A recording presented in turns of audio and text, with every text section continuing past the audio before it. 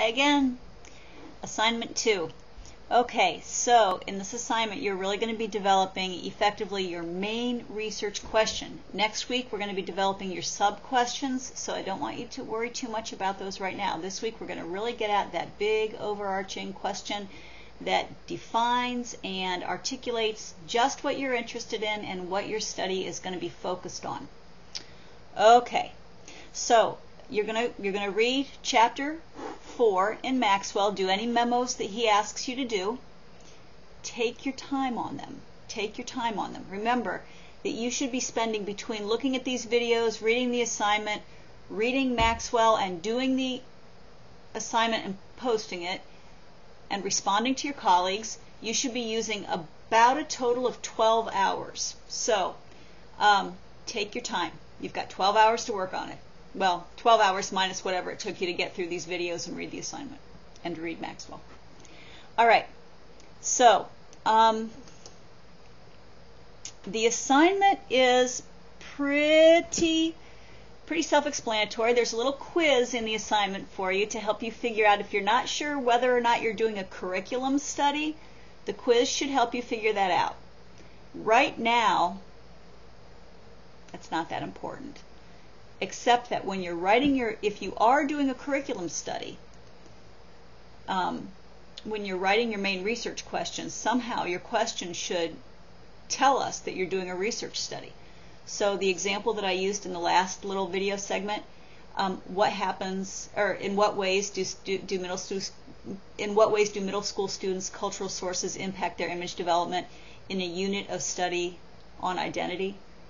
That signals that it's a curriculum study because it says in a unit of study. Okay?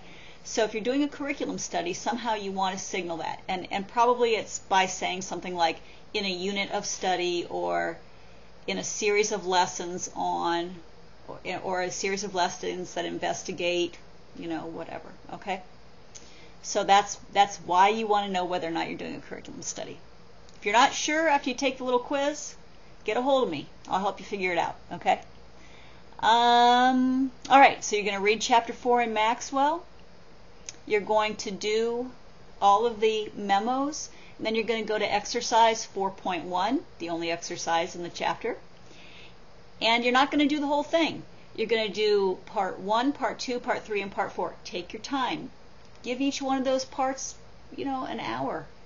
Take your time. Think. Really think. So get through that. Now you'll see that part of that is developing a list of research questions.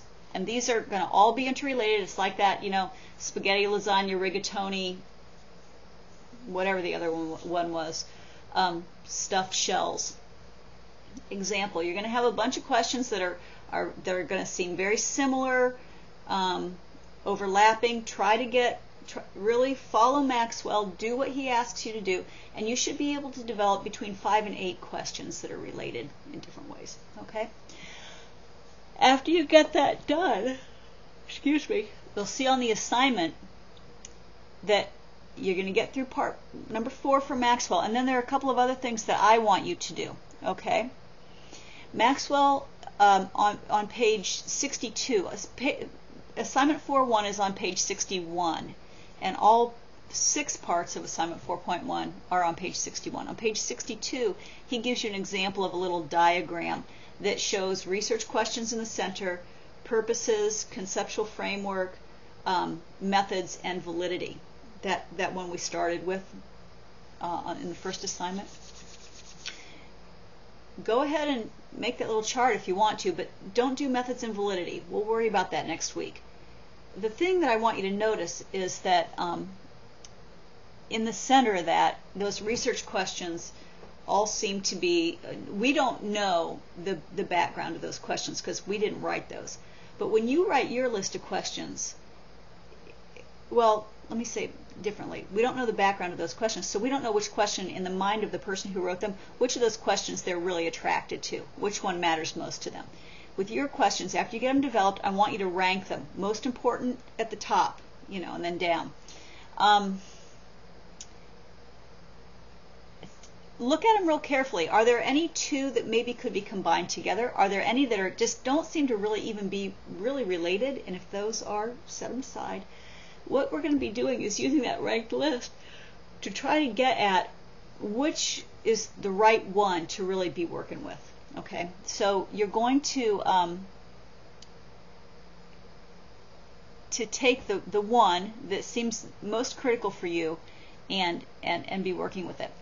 So I've given you directions for how to do that, and I just want you to follow those. And it's actually my number 4 on my on the assignment. So I want you to then on Blackboard post your responses to 4.1, Part 1, Part 2, Part 3, and Part 4, and then your response to my number 4, all on in one Word doc, and post that on Blackboard. Okay, by Sunday night. You're going to respond to 2 colleagues by Wednesday midnight, and you should have a pretty good main research question by then. Okay, you may have to do a little bit of massaging it next week to get you to your sub questions, but you'll be in good shape. All right, if you have any questions along the way, please call me. Don't hesitate, or email me. I will, like I said, I'm traveling this weekend, but I will try to get to your questions as soon as I can. Okay, I can't promise like within the hour turnaround or anything like that, but I'll try to get to you within 24 hours. Okay. All right. Thanks a lot, guys. Take care, and I'll talk to you soon.